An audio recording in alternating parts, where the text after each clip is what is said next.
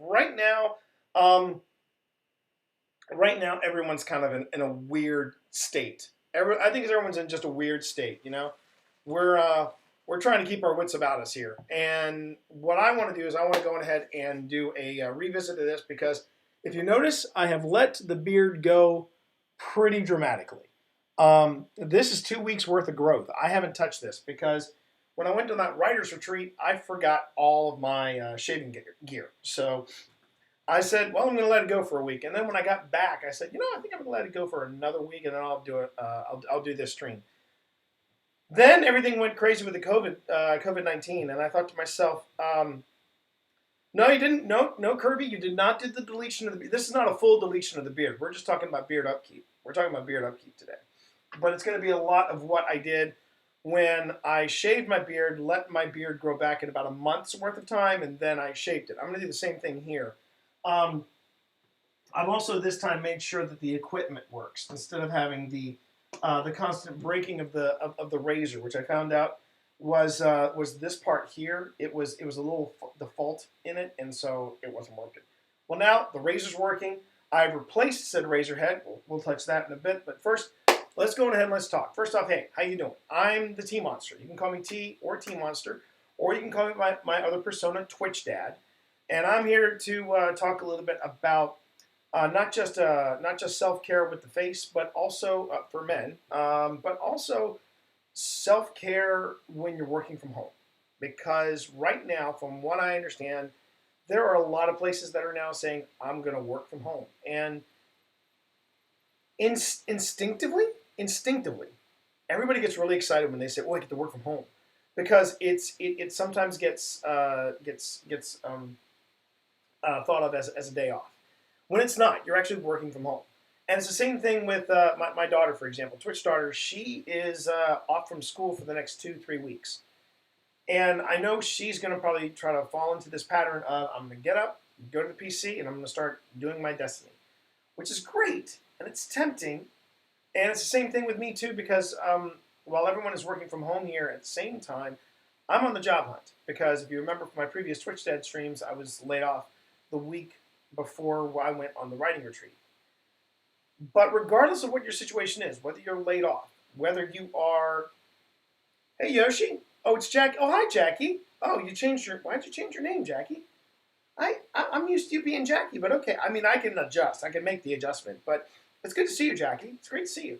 Um, but no matter what the situation is, right? No matter what the situation is, whether you've been laid off, whether you're a student, whether you're working from home for the first time, what I'd like to do is I'd like to try to give you some advice on how to handle this sort of thing, and also try to give you some tips on just taking care of yourself.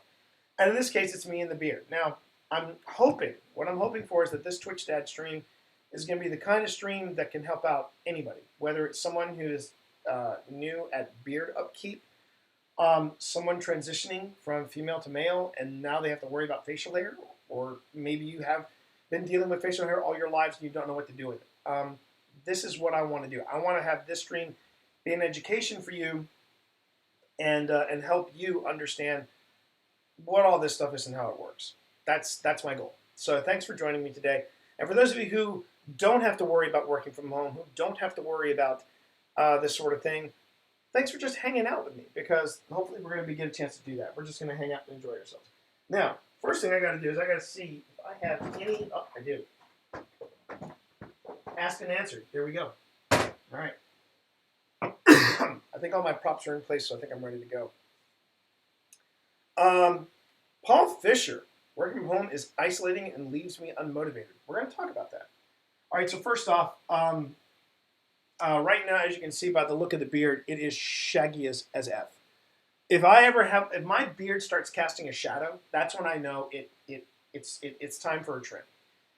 When you're dealing with facial hair, in my opinion, you really should be taking care of the beard as often as you can.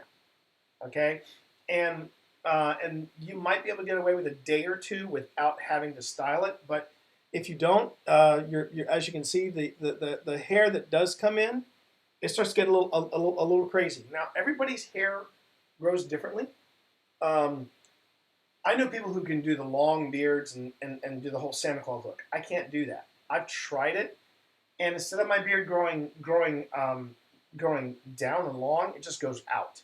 It just gets really bushy. So the first thing I'm going to do is I'm going to go on ahead and use one of these. Now, this is a Philips Norelco uh, beard trimmer, and it does have an electric razor on one side of it, but we're going to be dealing with this side of it right here. This is the side. This is where you do with the beard trimming. Now, depending on how bushy you like your beard, you can run this as long as 5, and this will make sure that you have a nice, thick, neat-looking beard. A neat-looking beard, not like the guys you see on Duck Dynasty. If you go to 1, you're pretty much doing the Indiana Jones kind of stubble, and like the super close. Now that's great if you've got dark features, but I tend to have very light facial hair, even lighter now because I'm in my 50s. But well, then hopefully Kirby, I'll be able to help you out. So what I tend to do is it depends on how much I hate to use the word, but it's the best word I can think of, girth. How much girth you want your beard to have, okay? If you want your beard to have body, then I'm going to suggest you'll see that you've got different numbers on these things. You'll see it says it's got numbers 1 through 5, right? So for me, I'm a number 2. I tend to trim my beard at number 2 because that way it's neat, it's manageable, it's close to the skin, but it's not so close that I lose the definition. Now, if I had darker features, yeah, I'd probably just go on ahead and just use 1 and be done with it. But I'm going to go ahead and set this at 2. But if you like your beard with a little more fullness, that's a good word, a little more fullness. Hey, unicorn. Volume is another good one. Thank you. See, this is why writers have editors, because sometimes we can't find just the right word. So we go on ahead and we go with volume or fullness. That's what we're going to go with. So the first thing we're going to do is we're going to go on ahead and just get rid of some of the excess hair. So I'm going to go on ahead and do that. Now these razors, they tend to be these razors tend to be cordless. They have a recharge station. Mine is right here, as a matter of fact, and the recharge station is what's actually plugged into the wall. Now that one obviously is not, but already I want you to see just in those first few passes. There you go. That's how bushy my beard is. My God, there's a lot of white in there. Jeez, that's sad. You don't want to let that gather up. You don't want to let that gather up. As soon as it starts to clump up, that's when you take the comb off. You go on ahead and you give it a few pinches with your fingers. Let it fall in the sink. Put it back on. Set it back to 2. Always remember to check the number before you start again, and set it back to 2. And already you should notice just from the chin area how much neater that looks compared to the rest of the beard. This is why we have beard trimmers. We have beard trimmers so that we can make sure that everything just comes off nice and neat. Everything looks pretty. So oh, and one of the other things too is while you're shaving, note that I'm not rushing it.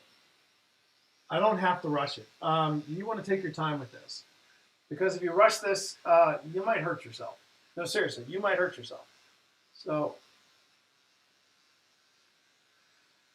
nice long strokes.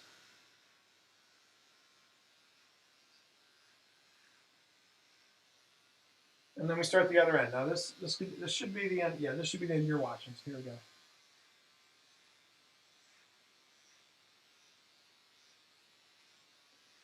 Man, I'll let this thing go.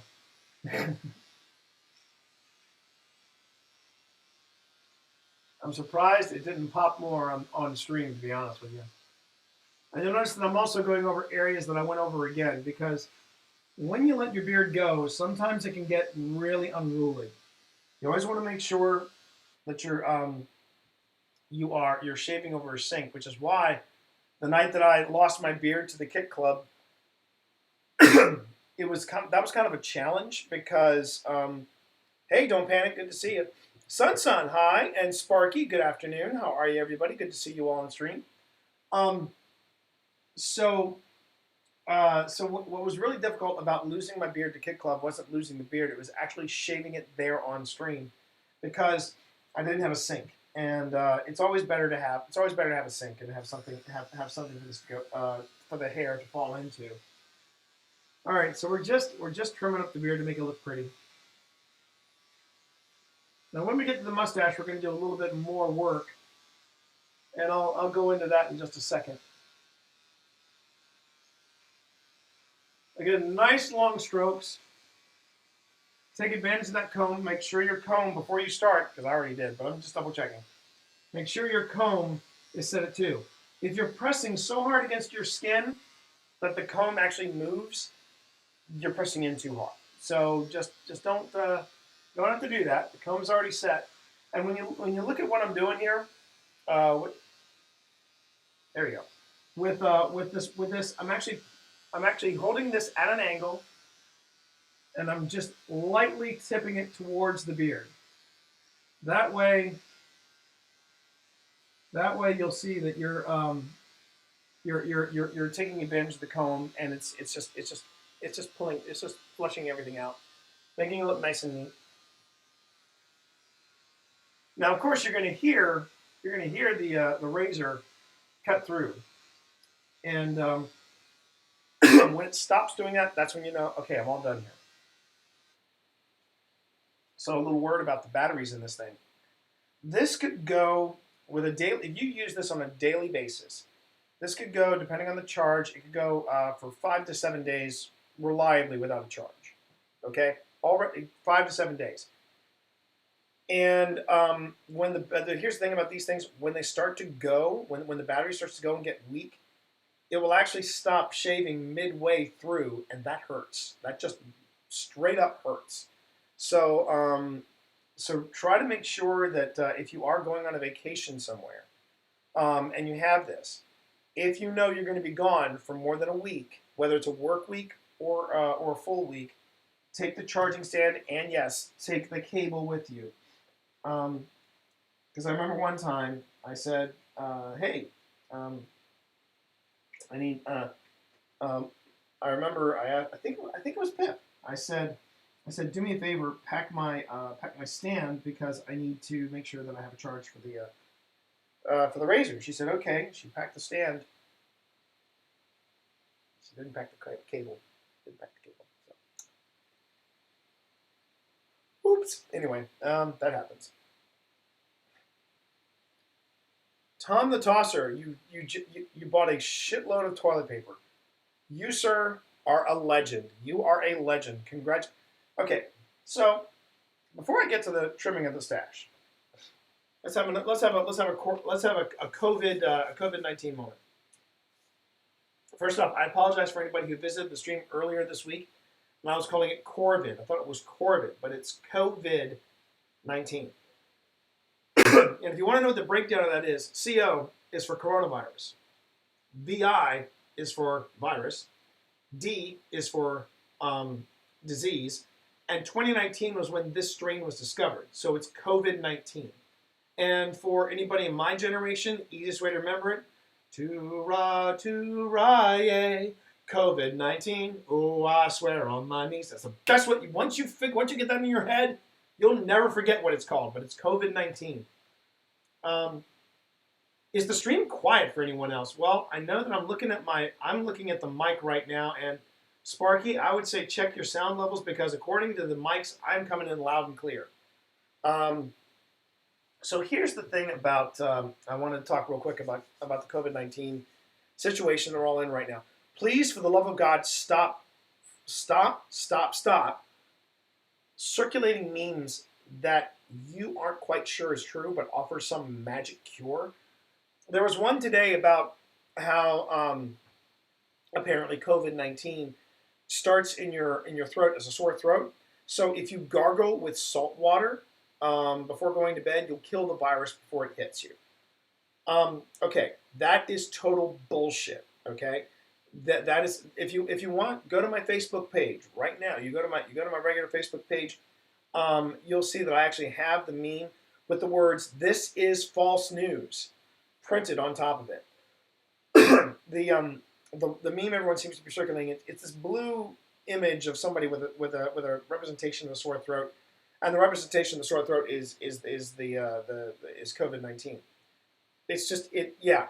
Folks are talking up ingesting bleach too. Okay, try to find someone who has done this and said this works, because guess what? You're not. Beach beach Bleach, when you drink it, is a poison. It will kill you. Just a tip from your old pal, Twitch Dad. So don't do that. You know what the best meme to circulate is the one that the CDC actually put out, where it said, "Keep calm and wash your hands." If you don't read it on the CDC website, there's a good possibility it is false. So, no kidding, Sparky. People are doing that. People are doing that. So that's that. I'm playing a game about a Q virus that's destroyed the whole Earth. Are you playing Pandemic, Sun? It sounds like Pandemic. Sounds like Pandemic. But as far as the toilet paper panic goes, I'm not sure the correlation between toilet paper and a flu-like COVID-19. In all fairness, if you blow through that, if you need that much toilet paper, period, you got bigger problems than COVID-19. So I don't know if by buying more toilet paper, people feel more comfortable. For those of you who find toilet paper, I'm like, good on you, congratulations. But I can speak for the Morris house. We are good for now. In 2 weeks, it might be an issue, but in 2 weeks, I think the panic will start to settle down and people will start thinking with clearer heads. Drafty is going to consume enough alcohol to keep your body sterile. That's not a bad plan. That's not a bad plan, Drafty. Not a bad plan. How you doing, buddy? Speaking of which, when is that beer of yours going to be ready? Because that's kind of crucial in your planning. I'm just saying, it's kind of crucial in your planning. Yeah, I know, but Kirby, these are people that I'm kind of stunned. I'm seeing them, put this thing into their feed. So just keep a cool head. And if you see a meme that has a miracle cure, don't buy into it, because if it was that simple, we wouldn't be in this situation right now. All right. So I'm off my pedestal. Okay, and we get to the mustache part of this now. I'm going to go ahead and come in real close. You'll see just how much. Oh, wow, right up the nose. You see how close that is to my lip, right? Yeah, that's annoying. That's just annoying. It's annoying, Jack. So here's how we trim up the mustache. First off, you're going to remove the comb. All right, you're going to remove the comb from the trimmer. Yes, be skeptical, be safe. That's not a bad thing. Now you're going to have nightmares. Sorry about that, Drafty. But you're going to remove the comb off the trimmer, and you're going to use the edge of the trimmer right here as you're shaping in order to shape this area so you have a nice clean edge. So here you go.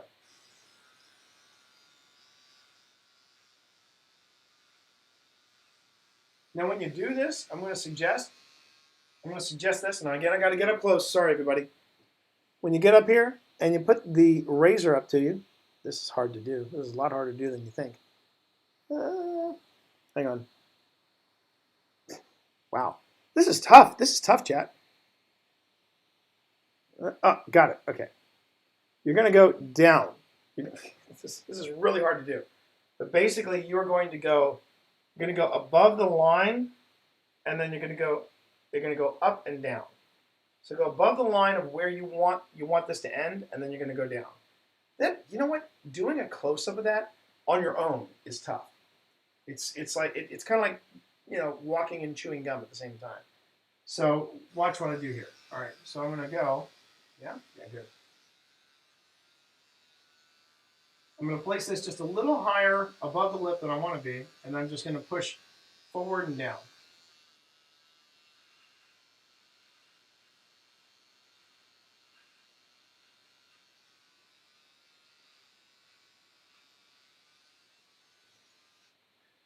Another extreme close-up.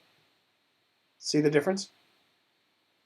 And the reason I say to do that is because if you try to do where I've seen people start from the lip and push up, you're actually pushing into the hair, and you're taking out the hair that's by the lip, but then you've got another layer up top that goes over it, and then you get those super uber bushy mustaches like you would see Jamie Hyneman have on MythBusters, the walrus look. Which, if you can pull off that look, fantastic. I'm not that guy, but this is what I prefer. I prefer a tight line just above the lip.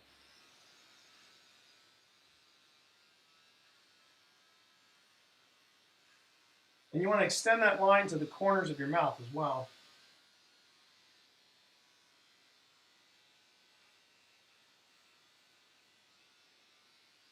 And you just want to make sure that you don't go too far down. Otherwise, you lose this part of the mustache. And then you've got that Ulysses S. Grant Civil War Amish kind of look happening. So just be aware of that. All right.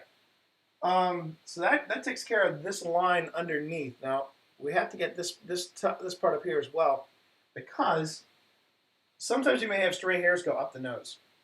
Again, really fun stuff I'm talking about today, but trust me, you don't want that either. So, but before we get to the top line of your mustache, we're going to put the comb back on, set it back to 2, and we're going to do the same thing with the mustache that we did here. Because this area gets just as thick and full as this area down here. So you want to take care of the mustache as well. All right, same thing as before. You want to use the teeth of the comb as your guide, and just want to push in and down, and very slow strokes.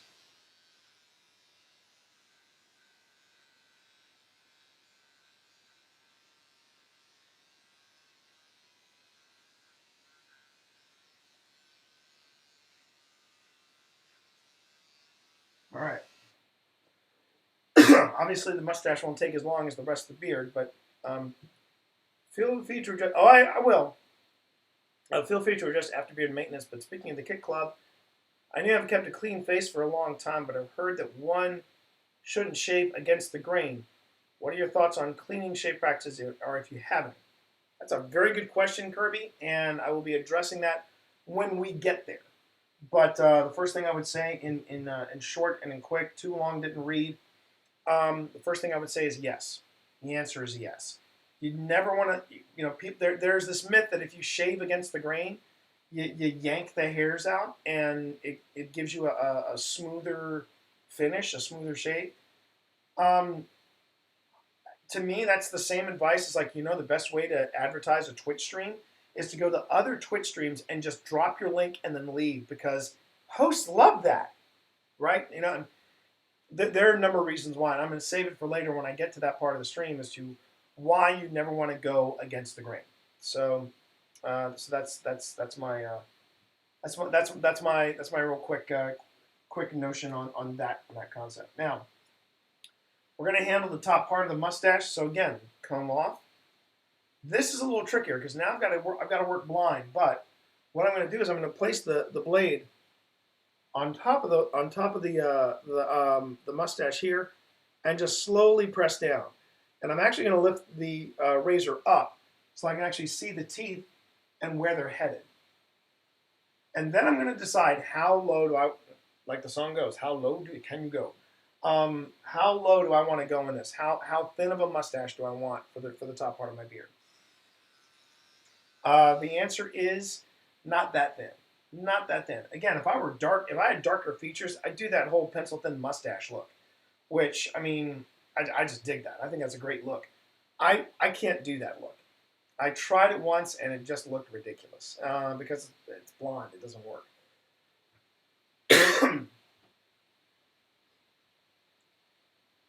My friend just dropped it into the game chat. Yeah, that's even better, son. That's even better. Hashtag sarcasm. Okay, let's do this.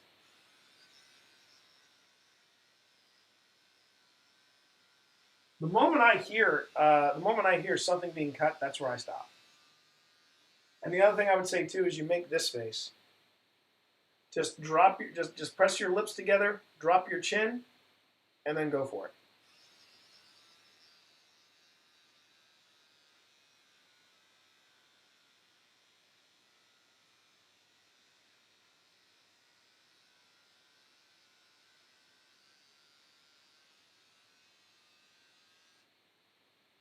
Okay. If you have any wayward hairs, no problem. You can just go on ahead, put the comb back on, and just give yourself a few more passes.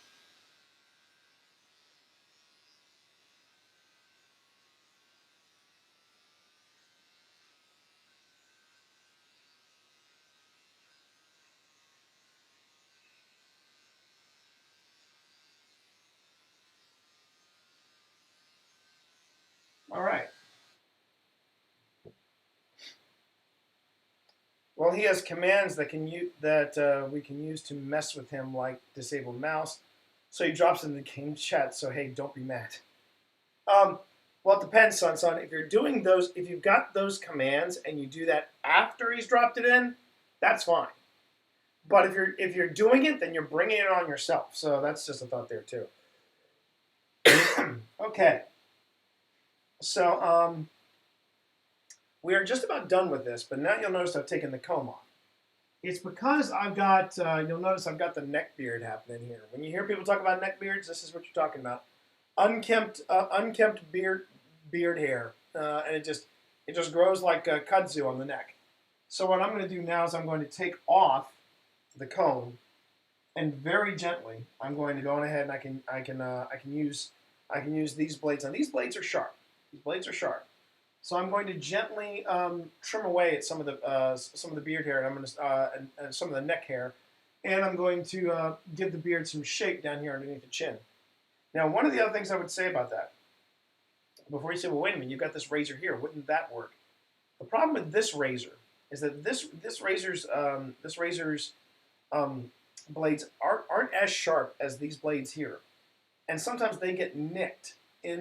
Sometimes they'll get caught and they'll pinch and start really pulling at the hairs. And you don't want these blades to be pulling at the hairs. You want them to be cutting the hairs. So you just got to be careful on either side. So here we go.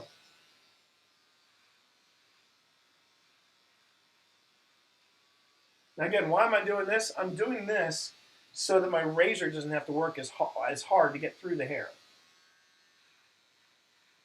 I'm also using this as a way to shape the beard. And then I'm going to refine it with the razor. But one thing you'll notice is that I'm not pressing into my skin with this. If you remember back in the Kit Club night, when I was shaving the beard, I was doing it in such a hurry. Hold up, what length am I using? Right now, none, because you'll notice that that I'm working on the neck part. I'm working on the neck part. So I've taken off the comb.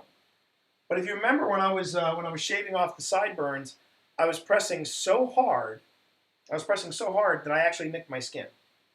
And a 40. No, I'm not using. Now you see, you're talking professional level beard trimmer.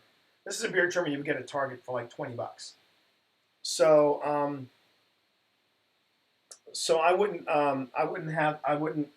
I don't have those settings. The settings that I currently have. Again, I'll show it to you. I'll go show you up close. Those are the only settings that are on here, right? 1 through 5. So I've been using 2 just to trim up the beard that I want to keep. I've taken off the comb. Oh, I couldn't have done that. No, I couldn't have done that again in a heartbeat. I've just taken off the comb, and right now I'm just taking off the hair that is unwanted. So again, going back to it.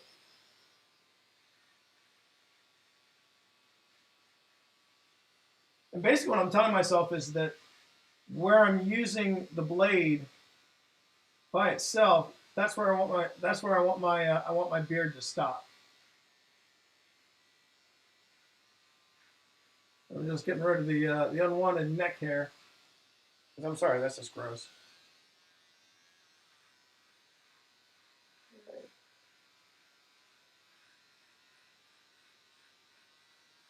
Some people can pull off the neck beard. I'm not one of them.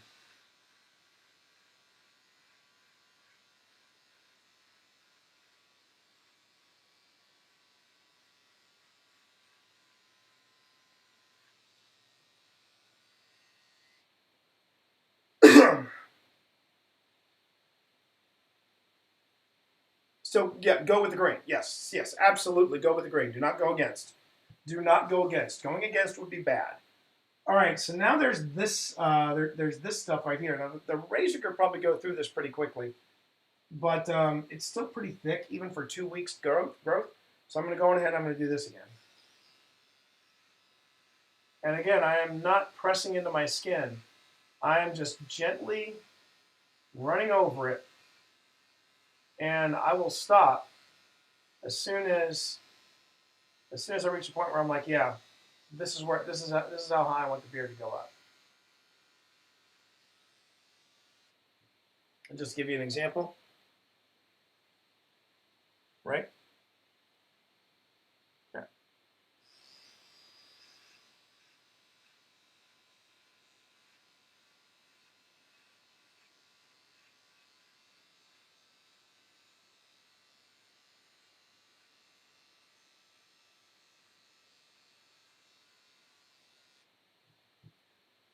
I haven't seen anybody comment on it, but I'm assuming that my stream is not doing. I'm assuming my stream is not doing any. Oh, hang on a minute. Let me try it now. Okay. Now I'm curious. Does any easy? We're getting there. We're getting there. We're getting there. Okay, we're getting there. And by the way, I do appreciate. I do appreciate Blue. I appreciate your enthusiasm on this, but trust me, I'm getting there. Right now, I'm just trying to level the playing field for my razor, okay? And I think that about does it, because that's as far as I want my beard to go. About as far as I want my beard to go. The fact that you're using terms like it's okay, Blue. It's okay.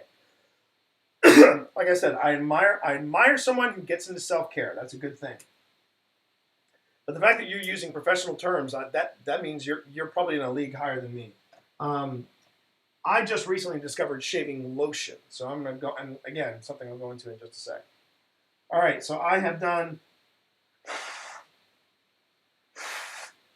Okay, are the subtitles working? So the subtitles are working.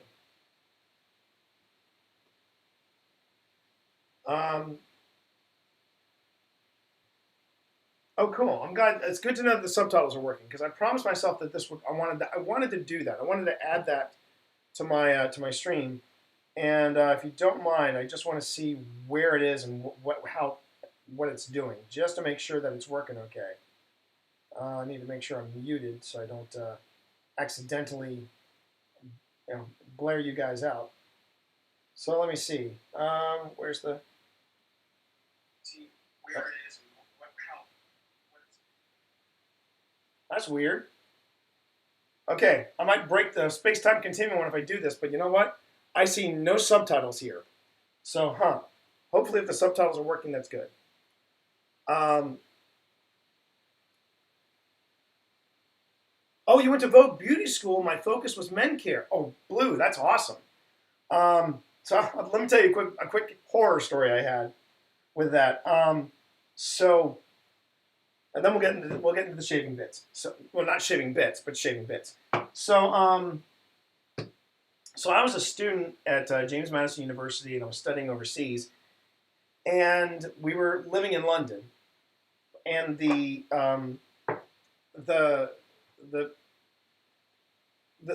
life hack that they gave us to make sure that we could make our money stretch and money go, right, was they said, instead of paying 20 to 25 pounds, and this is in 1990s, that was pretty expensive, 20 to 25 pounds, and going to one of the barbers in the area that was close to us.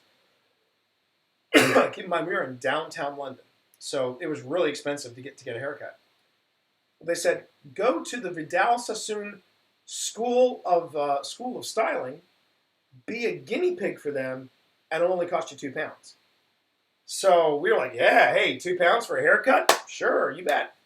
So I go there, pay my £2, and I was prepped for this. I could see the people who weren't prepped for it, but I was prepped for this. But because I was a student, or a student's plaything, or whatever you'd call me, That haircut took me 4 hours. It was a 4 hour haircut. I kind of got what I wanted, but the the dude that ran the class was such a snob. I mean, he was one of those like super elite hairstylists, and I was reading Shakespeare because I was taking a class in Shakespeare, and the guy said, "You're reading Shakespeare?" And I said, "Yeah, I'm a student from abroad. I'm studying Shakespeare. I'm an actor." And he goes, "Oh, you're an actor. No wonder you got the hairstyle you wanted." And he stormed off. And since that day, I have never bought anything from Vidal Sassoon ever again. All right, a plaything. Yeah, pretty much. I pretty much was that plaything, and it was not the greatest haircut, but for £2, I wasn't going to complain. It was a cheap haircut. Um, anyway, yeah. I mean, but you know what? It was a learning experience, Blue. It was a learning experience, and I just learned when it comes to a haircut, you get what you pay for. Bottom line, you get what you pay for. All right, so now we're about to get to the shaving bit, and now we can talk men's care, and we're going to be talking very seriously, I think, with Blue about because if I get it wrong, I know Blue's going to correct me, and that's fine because Blue's got the street cred. Blue's actually studied this stuff. Me, this is stuff that I've learned over the years. Okay, so we all start with this. Dudes all start with some type of shaving cream. Now, even though this is a shaving gel, this is still a shaving cream. Because when you put the gel on your face and you rub it in, guess what? It becomes a foam. Now, there are all different styles and all different kinds of shaving cream. This one is, thank you, and yes, Blue, I will hold you to that. I will hold you to that. Mr. Savick, you go right on quoting regulations. So I have right here a shaving gel, but it will foam up. Shaving creams, not. You're getting ahead of me now. You're getting ahead of me, Blue. I will tell you when you get ahead of me. Okay. So, first thing. Excuse me, by the way. I'm still getting over the cough. It's okay, Blue. You're excited. I'm talking men's care, man. I'm talking about self-care here. But the thing is, you'll notice that you'll see like a can of Edge like this, and it will be maybe $8. And then you see a can of Barbasol right next to it, and it's like $1. So the question is, what are you paying for?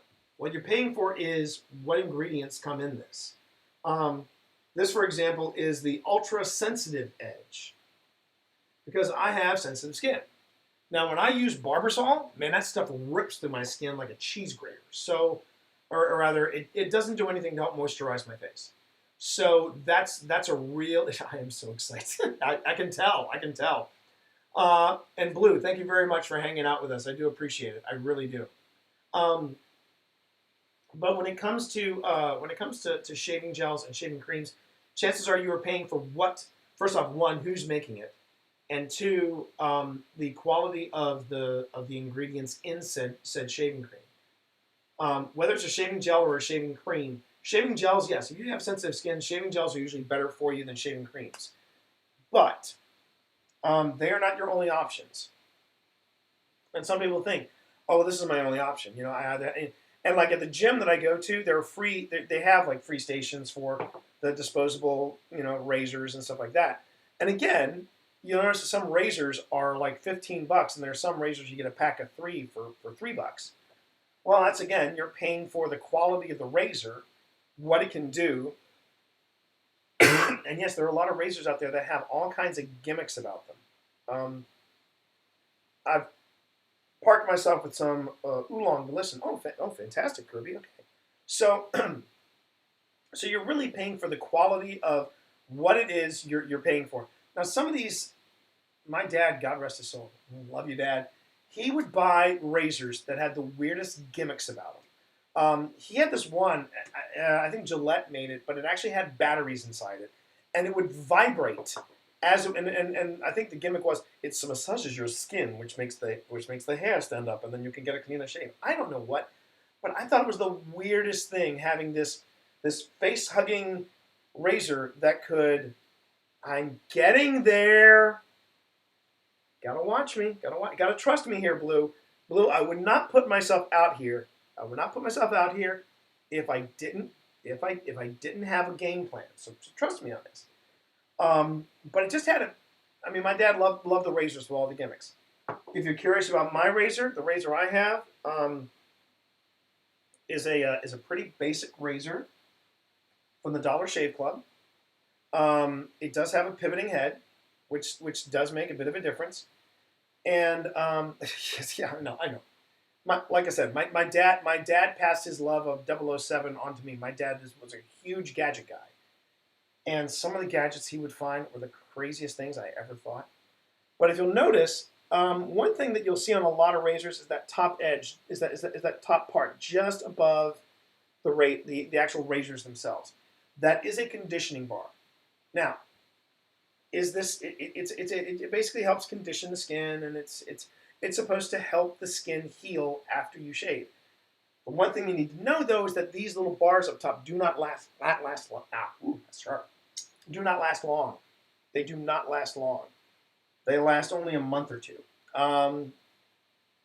But as soon as you see these things change color and go like white, you're no longer doing anything. You're no longer doing anybody a favor. Okay? Did I cut myself? No, I didn't. I'm good. I'm good. I'm good. It's just me being paranoid now. Also because Blue's watching. Okay. So as I was talking about earlier, so you got shaving cream, right? But then you have this stuff, also from the Dollar Shave Club. You got shave butter. Now, what is shave butter? Shave butter. Can I say something about what they actually are for, please? I tell you what, Blue. I will, as I talk about shave butter, I will let you go on ahead and talk this up. Go ahead. But this is shave butter. Now, what exactly is shave butter versus shaving cream? Shave butter actually is something. It has a little bit more lubricant to it. It is butter, but it's butter that is specifically designed for shaving, and it does help to moisturize your face as you shave. I've used shave butter before. I started with shaving cream, went to gel, and then I went from gel to lotion. And honestly, I like shave butter. I think shave butter it definitely has a difference on my skin, and I avoid. And the other thing is too is that it helps the razor do its job better than shaving cream or shaving gels. But believe it or not, there is actually one step beyond shave butter. Strip is to protect your skin against the friction. Okay, again, and that also helps. Yes. But then, yep, shave butter needs. Well, there's still one more step we got to do before that. But here's another thing I've been using that I've really been happy with. This is shave lotion. This particular shave lotion is called Shaving Glide from 1821. Shave Glide 1821, and the scent is spiced tobacco. I love this stuff. This is basically this does the job of shave butter along the same lines as this shave lotion right here. Now this is a different shave lotion. This is a specific post shave lotion that the folks at Dollar Shave Club recommend you use after you use the shave butter. They have what is called a 3-step process. Step 2, use the shave butter. Step 3, use the shave lotion, and you're done. But first step, we're going to do that right now. And the first step is to use a prep scrub. Now, this is the one that I'm using from Dollar Shave Club. And what the prep scrub does is that it exfoliates your skin. But not only does it exfoliate your skin, it basically helps raise up the hairs in your beard and just softens it up. Get your face ready for this sort of thing. Now, what other preps can you do to get your skin ready? Well, if you go to somewhere if you go to a dude spa or a men's spa or any spa for that matter, and you basically ask for a straight razor shave, that's going to be the closest shave you'll ever get. Because the straight razor is exactly that. It's one razor. It is hella sharp. It's Sweeney Todd, the whole thing. But the one thing they do to soften up your beard to get it ready for shaving and to get to make sure that they get it as smooth and as close as they can is they wrap your face in a hot towel. Now, The hot towel method, it still works, and it's great, and it's relaxing, and I love it. But if you're doing like a morning routine, hot towel is going to be tough to pull off every freaking morning. So what I would suggest instead is to just loosen up your skin, exfoliate your skin, and go ahead and use a prep scrub. Now you'll see shaving prep scrubs all over the place, but you know what? If you find a facial scrub, it's the same stuff as this. I've used facial scrubs before in the past. I've had to because when I was a professional actor and I would put on makeup to get it off, I'd had to use a face scrub. Otherwise, I did not react well to stage makeup. So this is no different than any other facial scrub I've used before, except for maybe the scent, and it's a pretty decent scent. So that's the first thing we're going to do. We're going to go ahead. We're going to condition the skin, get it ready, and we do. Well, first off, the other thing too is you're going to want to make sure that when you loosen up your skin, that sounds wrong. When you start conditioning your skin, when you do the face scrub, my wife loves a clean face, but it's hard for me to shave often because I nacre my face. I never knew that shave gel might be a better alternative for all these products. Well, it depends. Now, Kirby, if you have sensitive skin, I'd be the first one to tell you instead of getting shave gel, maybe consider getting shave butter. I would say shave butter or shave lotion for you. And one of the things, though, first off, the Dollar Shave Club is not doing anything to help endorse this stream. This is all me. But first thing I tell you about the Dollar Shave Club, it's affordable, and their prep scrubs and their shave lotions are really nice. And they've made me learn the value of having a morning routine. The first thing you want to do, I hope you can hear me over the water. I'm assuming you can hear me over the water. Take your razor and put it under the hot water. And now you want it to be hot, but not scalding hot. You want it hot enough that you can handle it. Okay? You don't want it too hot where you can't handle that heat. All right, first thing, I'm just gonna massage the face. In fact, let me see if I can angle it down a little more. Okay.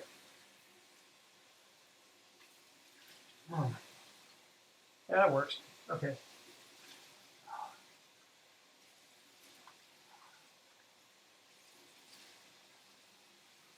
All right. So we've got the face prepped. It knows something's coming. All you need for the prep scrub is maybe that much. Maybe that much. A little more if you feel like it. But let's start with this much.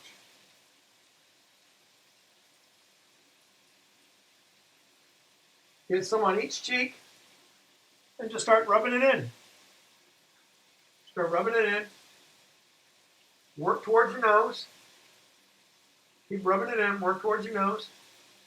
Avoid your eyes. Avoid your eyes. You don't want any of these grains going into your eyes. Now watch. On stream, I'm going to get this stuff in my eyes. I guarantee you. If it gets into your beard, don't worry. You can always wash that out. Because we're going on the neck. Yep.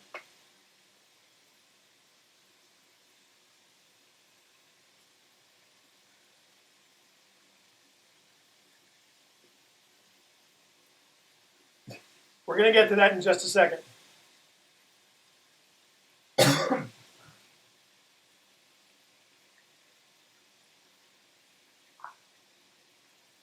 I also tend to get the forehead and the temples just because it feels good. Okay. So once you got the neck, the cheeks, you don't have to splash, you don't have to like douse your face. Take your time with it. Just slowly rub the water in and get the soap out. But as you're getting the soap out, just be aware there are grains inside this sand. You don't want to get any of this stuff in your eye. I've done it once or twice. It's miserable. So just make sure that you're fully cleansed when you're done. And do the same rubbing motion like you did earlier. But keep your eyes closed.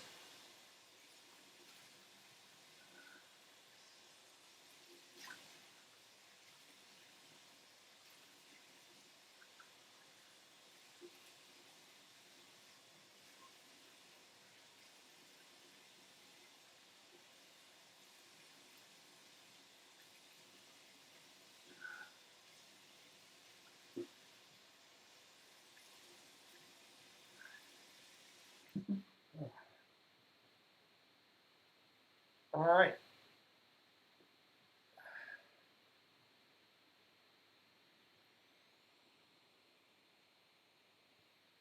Um,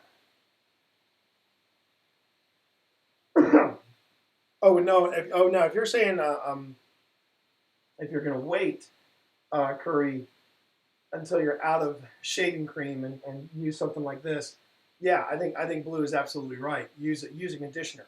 Now, one of the reasons I tend to use shave butter versus shave lotion, I'm sorry, use shave lotion over shave butter, is that two reasons. One, shave lotion actually saves me a step. And instead of putting conditioner on at the end, once I'm done washing the face, I then turn the water to as hot as it can get, and I just let the razor soak in there. Now, I tend to go with lotion over the butter. Now, one thing both have in common is that when you put them on, it's invisible. So instead of actually seeing the shaving cream there, and you're kind of guessing where the edges are, with shave lotion and shave butter, you can actually see where the edges are where you want to stay away from. So you kind of have that going for you. But one of the advantages of lotion over butter is that lotion does the job of both of these. So I don't necessarily have to do an after lotion thing. In fact, when you're done with shave butter, you have the option of either leaving it on or washing it off and then putting on and that's what I tend to do when I'm using shave butter. And then I use this afterwards if I'm using shave butter. If I'm using shave lotion, I'm both shaving my face and conditioning my face all at the same time. And oh wow, GG's, thank you about that, Unicorn. I appreciate that. Oh, I'm sorry, no. Psychic Kirby is gifting 5 tier 1 subs. Oh wow, thank you, Kirby. Thank you so much. That's mighty kind of you. Thank you. So Blue, if I miss it, if I miss that, feel free to correct me on that. But that's what I've read, and when I did my research on this stuff, that's what I read about this stuff, is that this stuff conditions, and it basically does the job of two things: the shave butter and the shave lotion, and the aftershave lotion. But the other reason I tend to shave with just this, I love the scent. I wish you could smell this stuff. This 1821 Shaving Glide is freaking awesome. And this is what you do. You just put it on like it's actual lotion. But you don't rub it in. You just got to dab it on. And you just need a little squirt on each side. Might have to do two. But you basically go right up to the edge and treat it like shaving lotion. Sorry, not shaving lotion, shaving cream. Treat it the same way, but instead of lathering it on, you're just kind of dabbing it on. Are you saying shave butter or no? Shave butter. That's what I'm saying, Monkey. Shave butter. And the Dollar Shave Club aren't the only guys that make it. You can find this stuff all over the place. But you notice I'm applying it just as I would regular lotion, and I'm going right up to the edge of the beard, and that way I know exactly how where this is going and where I want to stop. All right, now I'm going to repeat a lot of the stuff that Blue's been mentioning in chat, which Blue right there is basically helping me make this stream like airtight, and I appreciate that.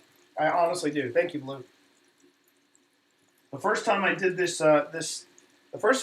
shaving stream, it didn't work out as well, and I didn't have somebody who actually studied this.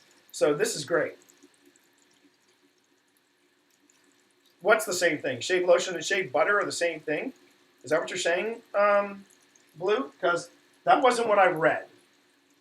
I went to several websites. One of them was the Dollar Shave Club, and really, okay, okay, then fine. There you go. See, I was told that when you use shave butter, you should actually wipe that stuff clean and then use an aftershave lotion. But if you're saying it's the same thing, then I will take your word for it. All right, but here's something that Blue had said earlier. You're not going to see me do this. You're not going to see me do that. There's a guy I used to work with at the SEC, and man, I could always tell the mornings he shaved, his face would be beet red and covered in bumps. He didn't have bad skin. He did not have bad skin. He was basically going against the grain, and that's why you don't want to go against the grain, because when you do, you cause ingrown hairs to happen. That's also what happens when you neglect your face. Sometimes you get these bumpy areas. I know I've got some of these bumpy areas. It's not because I got bad skin. It's because I let my beard go, and now I'm dealing with ingrown hairs. So right now, I'm always going with the grain. I'm going down. I'm not going to go up. And because it's because I'm using, and it's the same thing with shea butter. Shea butter and shea lotion also share in common that when they go on invisible. So I can see exactly where the edges are, where I want to stop.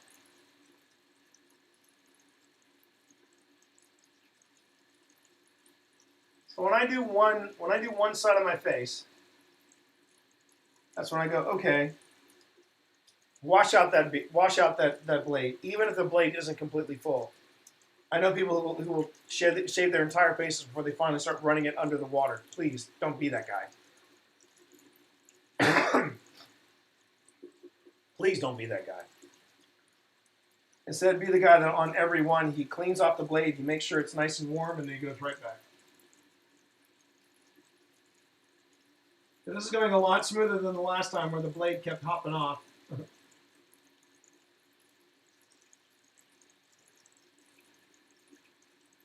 By the way, the questions, everything that people have been rinse the goddamn razor. See, the way Blue is about razors, the way I am about your hands. Wash your goddamn hands after you use the bathroom. He's like, wash the goddamn razor. 3 strokes, then wash it? Wow. That one I hadn't heard. But you know what? I'm going to go with Blue's advice on that. 3 strokes, then wash. 1, 2, 3. Wash. Okay, I got a 4th one in there. Sorry, Blue. This is why I don't work in Men's Health anymore. Well, you should. You got a lot of knowledge in there, man. I tell you what. Got a lot of knowledge in there. I honestly had never heard that before. 3 strokes and then wash. Interesting. All right. No, I do find that interesting. I do. All right. Now we get to the neck part. Now again, it's tempting to go, you know, like this. Don't.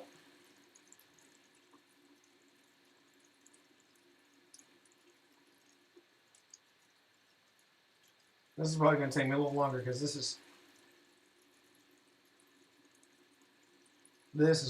just, ugh. I tell you, trying to not shave, so I had something to do for you guys during this Twitch dad was really hard. The hardest part about growing the beard is actually growing the beard. Beard upkeep, I don't think is a problem at all. It's just beard. It's just actually getting the beard and to grow. You just Oh, stop it, Blue. I mean, I'm doing the 3 strokes. Come on, give me a break here. We just met.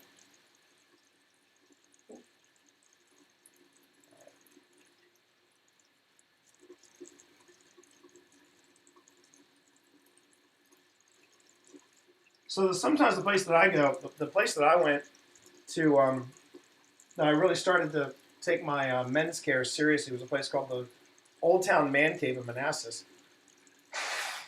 It is a dude spa.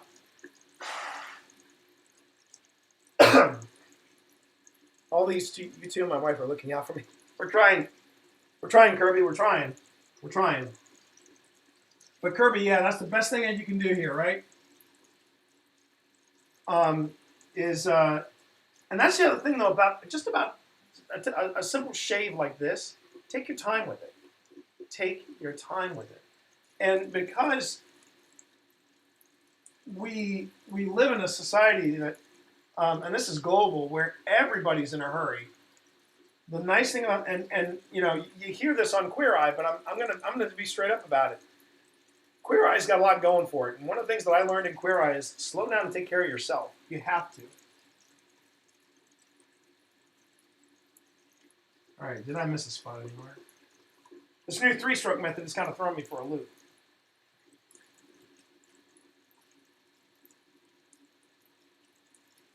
I think I got it all. Yep. So already, this is me. This just feels so much better.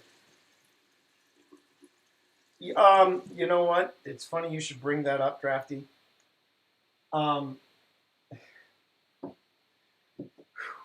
I tried to find a different location because I realized that we didn't have we painting this bathroom is low on the priority list. Of course, now that I am job hunting, I can actually move it up the priority list if I want to because it's not that expensive to actually have the bathroom color picked. But I tell you what, I tried to find a different location to do these things. I'm like, oh my god, this is working on my last nerve. And it's been up there for a while. So yeah, I will make that promise to you. The next time I do a men's care stream, I will have this thing picked out. Even if it isn't a men's care stream, as soon as we finish the bathroom, yeah, I'm gonna be like, check it, bitches, check it.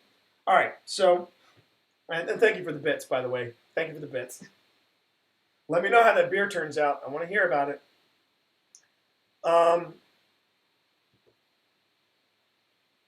I like the color stream. Thank you, Blue. Thank you. So these are the options that you have now, according to the to the directions and everything I've read about the shaving glide, the shaving lotion that I'm using. I don't have to put on anything after this. It's conditioning my face while I shave. And you notice I didn't splash my face with water, didn't rinse it off. You know, I mean, I'm just going to go ahead and leave it as is. But I won't mind saying it. I'm going to put a little more on because I really like the way this stuff's nailed. It's pretty. It just makes me feel. It's just got a nice scent to it. It's got a nice rustic scent to it. But you just leave that on and go ahead and you can also you can get some in the beard because guess what? It also moisturizes the beard too. Now let's talk about that beard oils. I have asked my wife. Do I need to start investing in beard oil? Because the last thing I want to do is bother her when I come in for a kiss and my beard's kind of naff. Well, she has told me no at this point. But the truth is that facial hair, just facial hair in general, can be facial hair can be very dry very quickly. So beard oil not only helps you style the beard, it also helps soften the beard. I actually have a friend who just went into making her own beard oil. Well, no, I'm sorry, the beard oil is coming soon. She's doing all these all natural handmade self-care products, and she starts with deodorant. She's going to go to beard oil. I'm going to wait and see what the beard. The only reason I myself have never used beard oil is because I've looked at the scents, and they all smell like it's a cedar box, and I'm just not completely sold on them. But maybe the next stream I will have something I will have to talk about something with when it comes to beard oils. However, if you are someone that has got a really big beard, like I got a friend I got several friends I should say, All in the steampunk, shocker that, and they all got these beards, these massive beards. But they also use all different things. They use beard gels, they use beard cream, they use beard oils, whatever works for you. I tend to have a very short cropped beard, so I don't have to worry about this. I tend to not go into that. So um, I said that I was going to be talking about not just men's care, but also talking about working from home. And the question is, okay, so what does shaving your beard have to do with working from home? Okay, it's real easy to stop doing things like this when you work from home. Um, First job I ever had where I worked from home, that happened. And I would walk around, and for a week, I would start looking like Grizzly Adams, to a point of where I would be told, shave now if you value this marriage, that kind of thing. Um, I've heard the more you shave, the pricklier the facial hair gets. Um, I haven't experienced that. I've not experienced that. I think what happens is nice shave job. You were starting to look like Walter from Breaking Bad. I am the one who knocks. It's great when you have a cold. I can do those menacing voices. Otherwise, it doesn't work at all. Um, it actually just feels great. I've missed having. Now, granted, I will say when the Kick Club made me go completely like au natural, that was not only an adjustment for my wife and for my kid, both of whom had my kid had never seen pictures of me without my facial hair. Pip had seen pictures of me without facial hair, but neither one of them had seen me in real time without facial hair. So it was really tough for them to fathom. But to be fair, as for me, the last time I remember being like clean shaven, I believe Clinton was president. I think that's how far back it goes. So it had been a while since I had that. So as far as your hair getting pricklier, that's not true. But I will say this: when you get a straight razor shave, and honestly, I would say before trying that on your own, have the experience of having someone else do it for you. I don't think I have a steady enough hand, and I don't think I trust myself with a straight razor to do it on my own. But I will say this: the closer the shave you have, the uh, yes, the sharper the 5 o'clock shadow will be. I mean, um, but as far as it being prickly, I don't know if the only time I've ever seen my facial hair change dramatically is when I let it go like I did, and it doesn't get prickly so much as it gets shaggy. Now, if you have a full beard and you don't want to be as shaggy, then yeah, you're going to want to look at beard creams, beard gels, beard oils. Now, if you want to style your beard, and when I mean by styling your beard, I mean when you see people who do like the wild curls and the steampunk handlebar mustaches and stuff like that. That is when you start getting into uh, um, beard wax, and that's when you start getting with the really fine points. And yeah, they're waxing those puppies. They're waxing those puppies, and that's a level of facial care that I don't think I'm even ready to even consider. Um, Working at home in my pajamas. This is from Brother Osric. Hey, good to see you, by the way. Working at home in my pajamas isn't good for my professional attitude. I got to get dressed. I figure it's the same thing with shaving, and it is. And thank you for getting me back on point. So when I was working from home originally, I would stop shaving, and I think it was when I was working at code.gov when I really stopped and said, "Hang on a minute. It's okay to let yourself go like a day or two, but when you're letting yourself go for weeks on end and you get out of practice, you're actually putting your face through more stress because you're not moisturizing as much. You're just letting the hair grow and then and so what I did was is that I set a routine for my facial care um, to make sure that I looked presentable.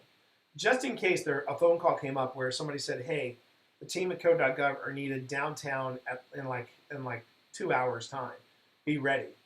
That kind of thing. So what I would do is, and that was the thing I loved about being able to stream in the morning, is that even with streaming, I was able to keep and maintain a schedule.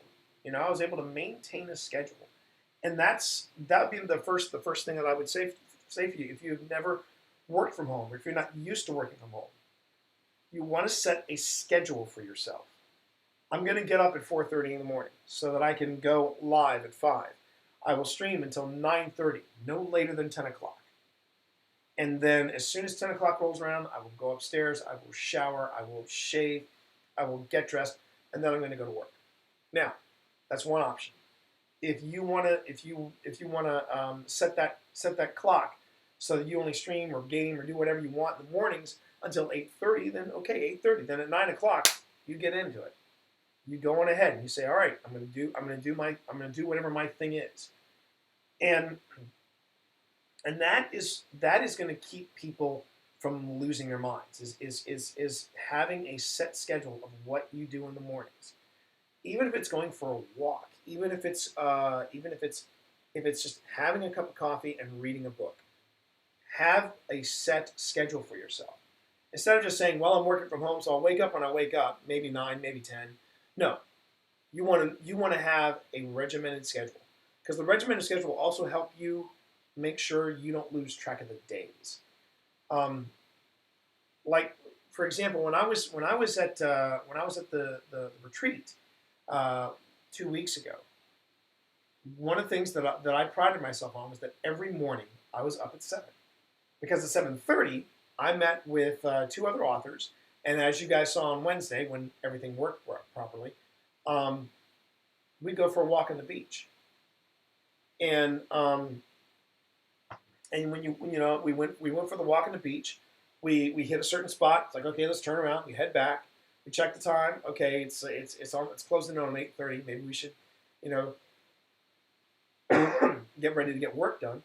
And then 9 o'clock rolls around. It's everyone shuts up and we're working. 12 o'clock rolls around. Um, I know that lunch is going to happen around 12:30. So at 12 o'clock, I stopped working on my manuscript, put on my running gear, and I'd go running. I got at least two beach runs in, so I was thrilled about that. But I came back, took a quick shower, and then by that time it was roughly 12:45. Lunch was out, so I could just go up, pick up a plate, get something to eat, and then at about 1:15, 1:30, when we all got back into it, Um, it is a schedule that you have to set for yourself, and it gives you a set time of the day of knowing where you are. So when you're working from home, if you're not used to working from home, um, get up early. Go for a walk, get the brain going, have a cup of coffee, have a sit down breakfast. Take your time, and then the minute 9 o'clock rolls around, you're on the clock. Let's go. And by checking your email, by giving yourself a regimen of time, you're able to see really how much you can get done. And then when 12 o'clock rolls around, close your laptop, walk away from your computer, give yourself a break. You have to. And because you're working from home, you can be a little lax. It's not a matter of now people seeing you work. It's just a matter of getting it done. And if you get what you need done by the end of the day, which, yes, technically could be 5 o'clock. If you want to work till 6 o'clock, that's fine. It's when you start working 14, 15, 16-hour days because you're working from home. When you clock off you clock in at 9, but you're clocking off at 9, then you're really gonna start throwing your internal clock.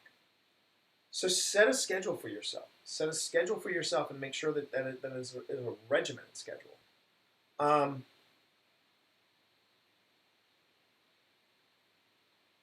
am I a morning person as a result of training?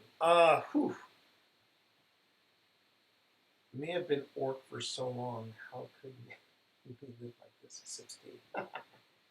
Um, honestly, I've always been a night person.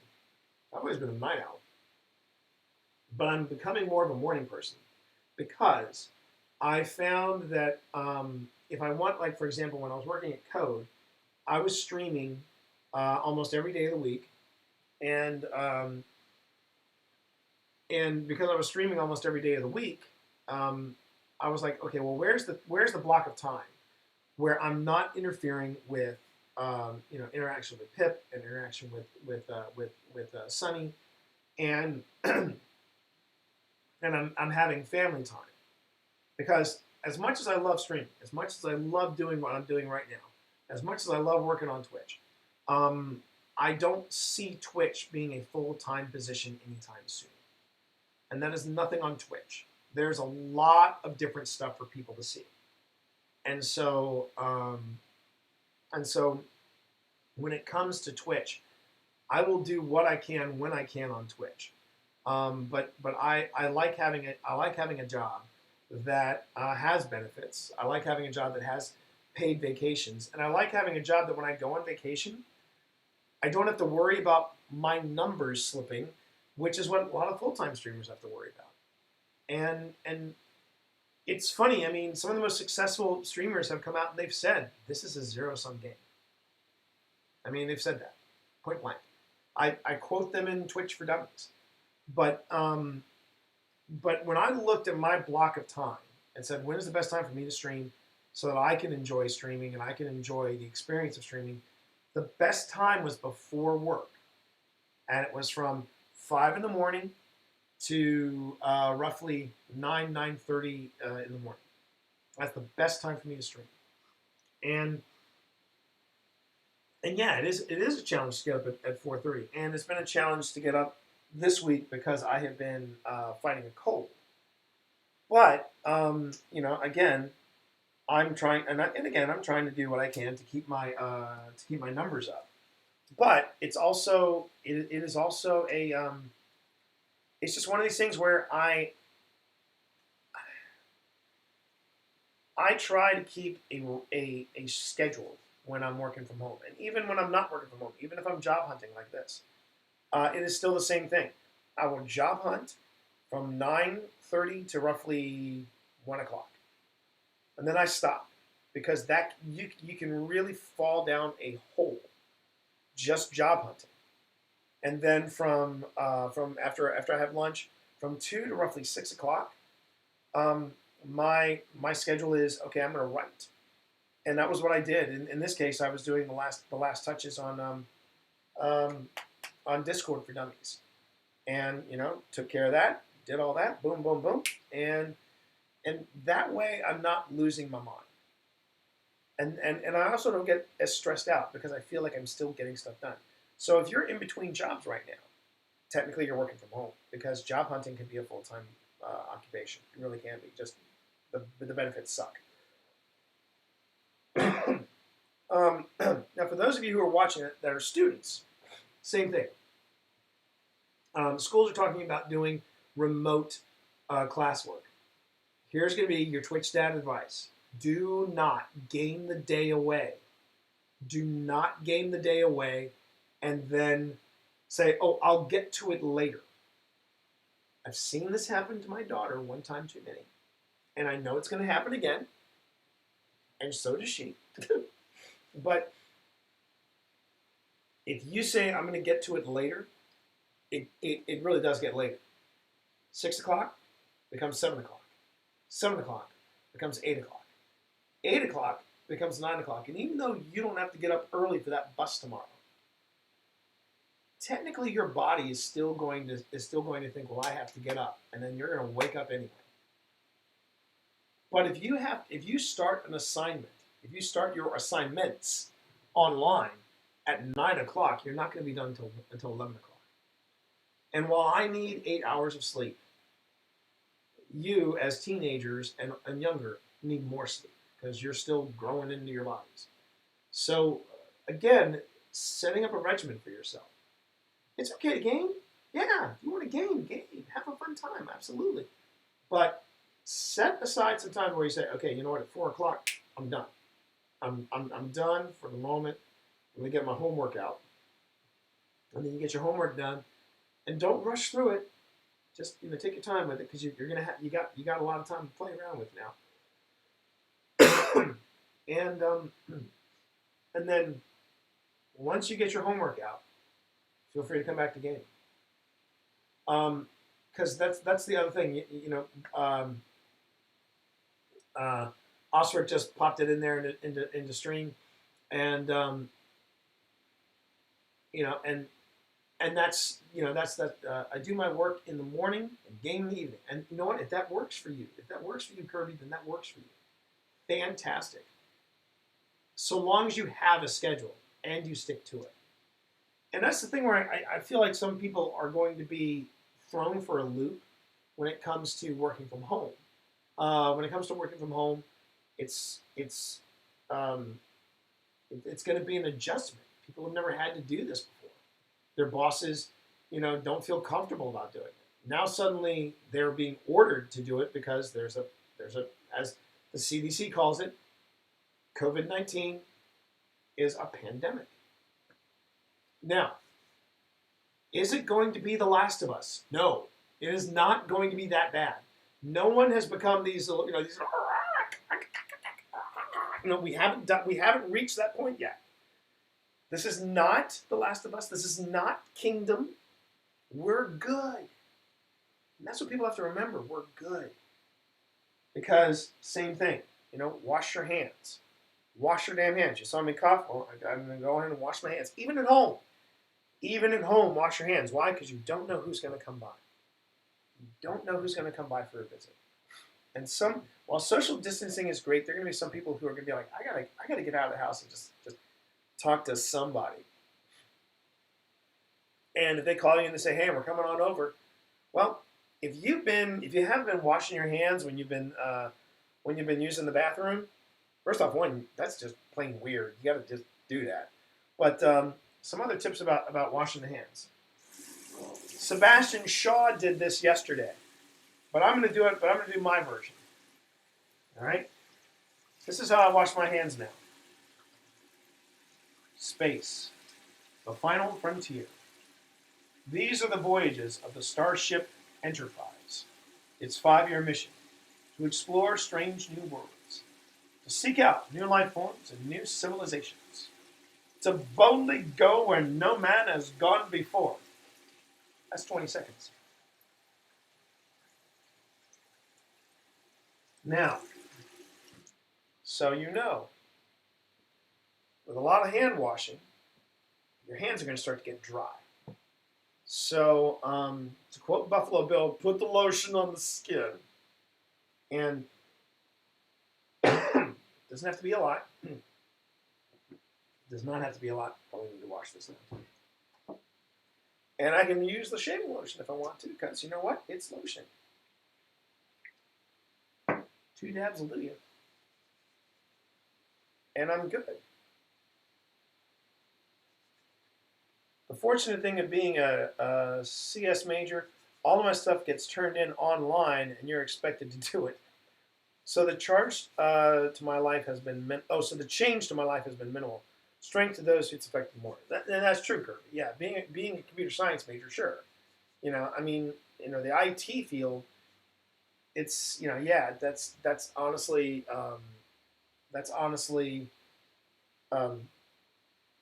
a benefit for you because and the other thing too is that when you get the work done, you have something tangible. You want to make sure that at the end of the day, you have something to say to your boss. You say, I've got this done. Here's the workload. This is what you expected. Here it is. Boom. It's tangible. They can see that you're getting the work done. And I would not be surprised at all. If this doesn't. And yes, I realize before anybody says yes, I've touched my face twice, 3 times if you count this, and it's okay because 1, I'm inside. 2, I just washed my hands, and 3, I think there's some cat fur floating in the air, as is wont to do in this house. Something else that I almost forgot to go over, since we're talking about men's grooming, One of the other things that you may also let slip, or may never have to tend to, but the older you get, you have to work on it. It's this. This is the Wahl, that's W-A-H-L, Wahl, as in Pink Floyd. This is the Wahl ear and nose hair trimmer. The glamour never stops, does it? Yeah, we need to come up. We need to cover this as well because it is part of men's care and it is part of grooming. Because yeah, I did let the hair go in the ears and in the nose. So this is how this works. You basically get one of these and you turn it on. Very unassuming, runs on a single AA battery, and you do this. This is where we start. And the reason why I bring this up, the reason why it's important to talk about, yes, ear and nose hair, as gorgeous as that sounds, is that this stuff does tend to distract people. If you're not taking care of yourself, if you're not taking care of yourself in this respect, yeah, it's distracting. I remember there was this dude that came to speak at my class in again, we were studying in London at JMU, and this guy had well, the nose hair I think he kept in check. The ear hair though, I'm not exaggerating. It went all the way it literally stretched all the way out here, all the way out here, and it wasn't just like a strand or 3 or 5. It was a small bush. It would have broken this thing. That guy didn't need one of these. He needed a weed whacker. It was nasty. And when I discovered it happening to me, I said, okay, then I got to take care of it. Now, one of the things I will say, first you start on the outside, just on the earlobe, just in this part here, and then you work on the inside. You don't want to go too far. You only want to go. You only want to go in as far as you feel comfortable. Just think of it as a Q-tip with blades, and that'll make sure that you're not jamming it in there or something like that. All right, so that's number 1. Now we get to number 2. And when you hear it, not dealing with hair anymore. Yeah, growing Skull Island, and yeah. You see, that's the thing. That's the thing. When you do this the first time, you notice it, and you suddenly go, "Yeah, I want to make this a thing." Now, the good news is nose hair and ear hair tend to be unnoticeable for about 2 weeks. It's not something you have to do every day, unless, as I've said before, you have like really dark features, and the hair coming out of your ear is incredibly dark. You just want to make sure that it's not a distraction. That's the important bit. That when people are looking at you, they're looking at you. They're not looking at this, right? Now, to clean this, it's real easy. You just run this under water.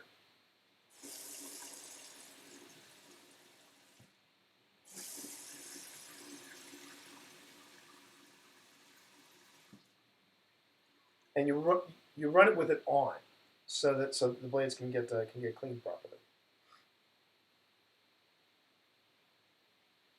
Did anybody else have any questions for me though while we're talking? Because now we're about to get to the really pleasant part. Yeah, I did say we were going to cover it, so we're going to cover it. Now to do this, all right, and it's real hard. It's real hard for me to explain it while I'm actually doing it. So I'm just going to do a, pardon the pun, dry run first. But basically, you take this, go up the nostril, go in as far as you feel comfortable with, and you basically go in a circle along the edge, and you tip the nose hair trimmer towards the skin. All right, and you'll do the same thing that you heard in here, and it's really unsettling when you first do it. I'm just going to be honest. It's really unsettling when you first do it. But when you do it and you're done, not only are you done, but you actually feel like you're breathing a little easier. Less obstruction. So here we go. Sing along if you know the words.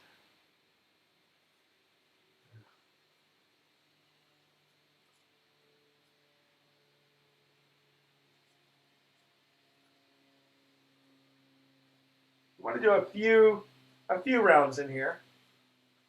And yeah, if you think it's nasty, it is.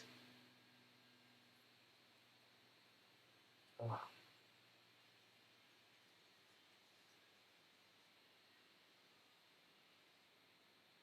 When you hear less, oh, also have a tissue close by. And after you do that, do it one more time. Just make sure.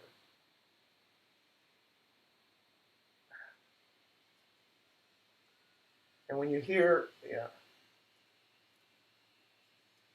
that's true. All right, now number two.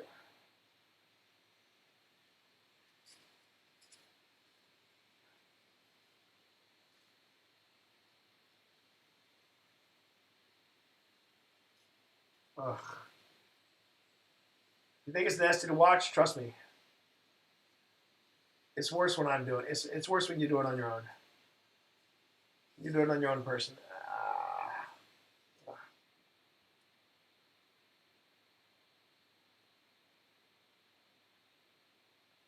Okay.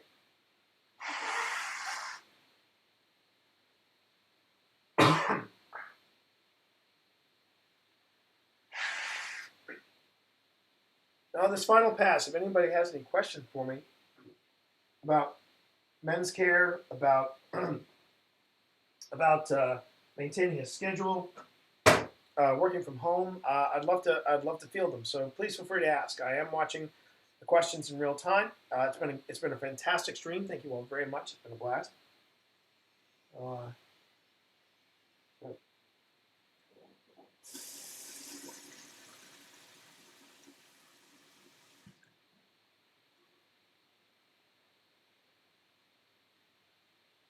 Oh, good. Oh, good, Kirby. That's great. I'm thrilled when I hear people say that. Yeah, that's awesome. If one person learns something from the stream, if one person feels validated from the stream, fantastic. Then that means it's been a very good stream. So thank you, Kirby. But if anybody has any questions watching, just feel free to ping me. Feel free to ping me. So here we go. One last victory lap.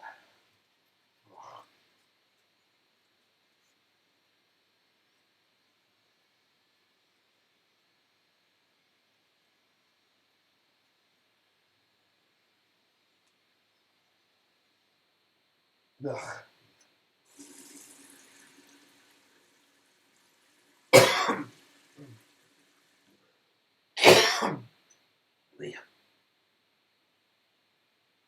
Okay. Just as a quick reminder, everybody, tonight Pip and I are going to be coming back to the stream um, tonight at 8 p.m. We're going to be doing a shared desk. And you have any questions for writing? Any questions about writing during the COVID-19 virus? By all means, feel free to bring those questions as well, because we're going to be live. Again, we're going to be live starting at 8 o'clock. So please feel free to join us then. We'd love to talk to you. Okay, so I think now is going to be as good a time as any, to talk about one more aspect of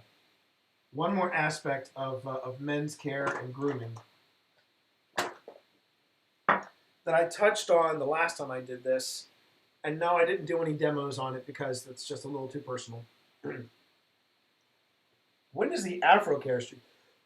In all fairness, drafting the Afro Care stream may be coming really sooner than you might think. My hair is getting ridiculously long, and the only reason I haven't gone out and shorn this puppy up here has been because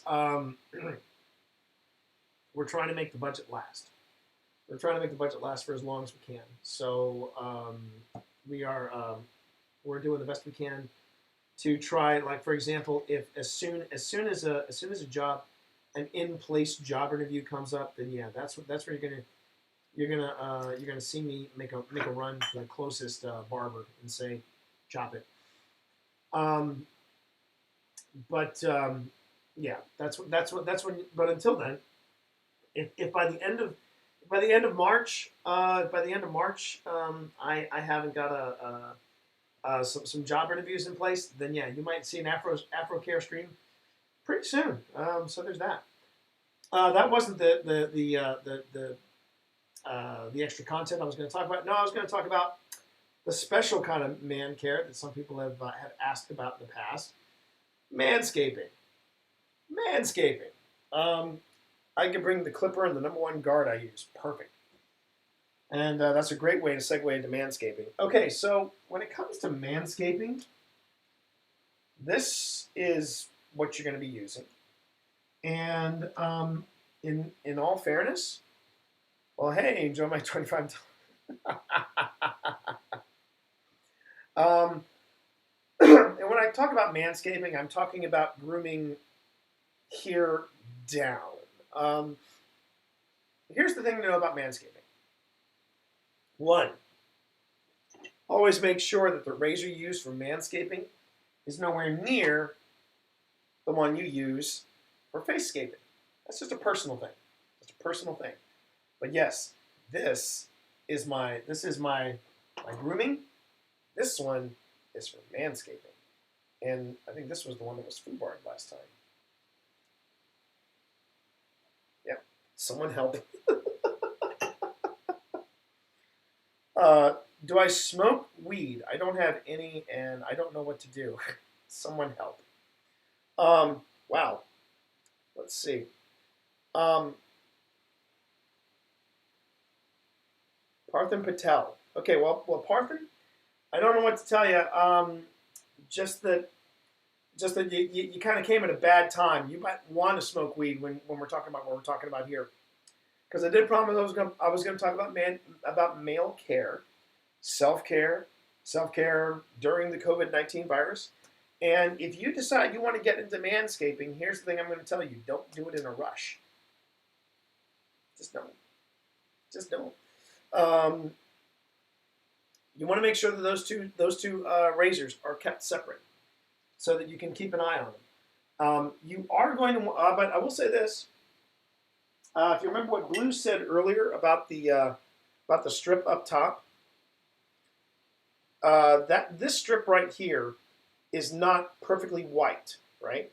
But you want to make sure that you don't use this to a point where it's bare white and you're bearing all through it. All right. All right.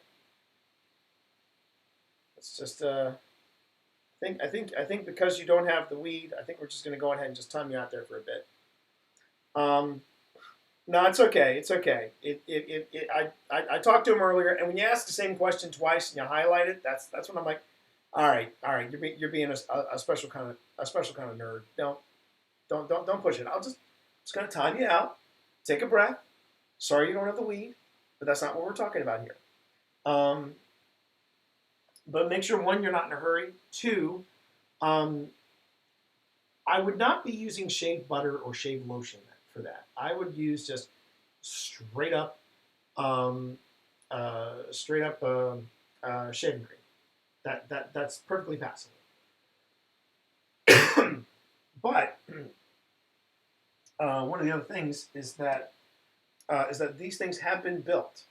These trimmers have been built to not only work in dry conditions like you saw here, but in wet conditions as well. So you can go ahead and take one of these or buy another one for specific manscaping purposes, and you can use it in the shower as well. These work the same way. They work just fine. But it is a personal preference. It is a personal preference.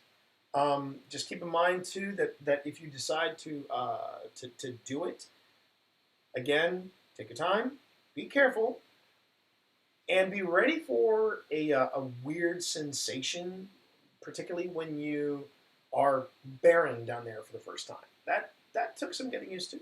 And on top of that, there is going to be the itching factor if you don't maintain it. And I'm just going to leave it at that. I just think that's enough to talk about with the manscaping. I don't want to get too weird on this channel because I did say it was family friendly. But again, we're talking about taking care of ourselves during this COVID-19 situation that we're in. And one more thing on that too. We can end on that, talking about that. The important thing is that we not panic. Pip and I went to Lidl the other day. Is a straight razor not recommended for manscaping. Drafty, that is the first thing you have said on this stream today that has actually made sense. In fact, I'm going to give you some GGs for that because that is the honest truth. Or no, steampunk hearts instead. Because yes, straight razor not recommended, not recommended for manscaping. Um, but if you want to get an idea of what it looks like when you do it in a hurry, watch Pink Floyd's The Wall, and I'll just leave it at that. Just yeah, that I think that works. But going back to what we're currently dealing with this virus, one of the things that you really shouldn't be doing is sharing memes.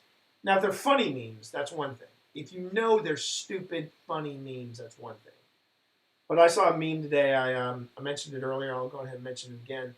Um, it could drafty, it could, but yeah, that's going to be a 911 moment. You're not going to want to have to explain. Anyway, but one of the things that I saw was there was a meme where it was saying that COVID-19 starts as a sore throat. So if you suddenly find yourself with a sore throat, if you gargle with salt water, you can kill the virus before it spreads. Okay, that meme, if you see it, is total bullshit. There is no COVID-19 doesn't work that way. First off, COVID-19 doesn't sneak up on you. Once you get it, you get it. You get a flu, and you get a really hard version of the flu. And and from all the stuff that we have found out about it, from reliable news and resources like the CDC, um, yeah, I know. Well, that's the thing. That's the thing, Kirby. My cold started as a sore throat, and the only reason I didn't freak out about it is because two things. One, Pip got a sore throat while she was at the retreat before COVID-19 really blew up, and second, she just had a really bad cold, which she passed on to me. So I now have the cold. Pip is getting over it. She's nearly done with it. Me, I'm still working through it. I'm still working through it. But it was not, obviously it was not COVID-19. But when people say that, oh, it starts as a sore throat, no, it doesn't. It starts as a flu, as a really bad flu, and then it keeps being a flu. So, but it's a flu that is hard to contain and it is hard to cure. And so, gargling with salt water. And why? First off, if anyone thinks that gargling with bleach is a real solution to COVID-19, in my opinion, you're too dumb to live on this planet. I mean, no, just no, freaking no. So don't spread those memes. Um, and with the way, and I'm not going to get too political on here. I promise I'm not going to get too political. But with the way that the current administration has handled this, I would rather listen to the Center for Disease Control or the World Health Organization before I listen to anyone from this current administration. I have been. I wish I could say I've been. Yeah, it's Tide Pods all over again. Yeah, I wish I could say I've been surprised in how bungled this has been, but now nothing surprises me. Nothing. Nothing surprises me for this administration anymore. Shocked, maybe, because I don't think people are that stupid. Now,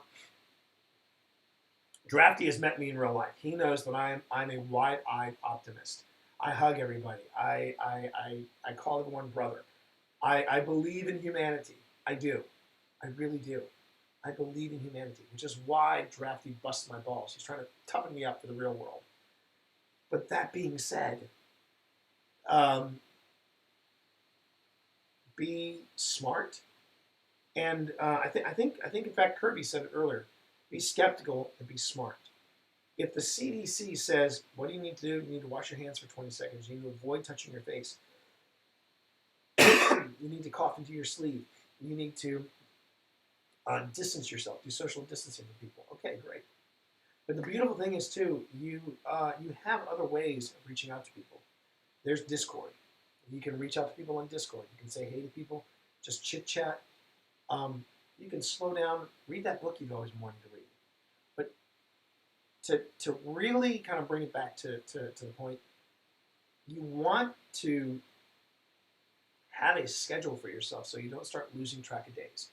If you start losing track of your days, that's when things start getting really dicey for you and your mental health. I don't know if I would call this a mental health stream since I'm talking about ways of keeping yourself sane. But cabin fever is a real thing. You know, you can be cooped up in somewhere and just be like, yeah, I'll be good. And when you start losing the track of the days, that's when it starts to get a little creepy.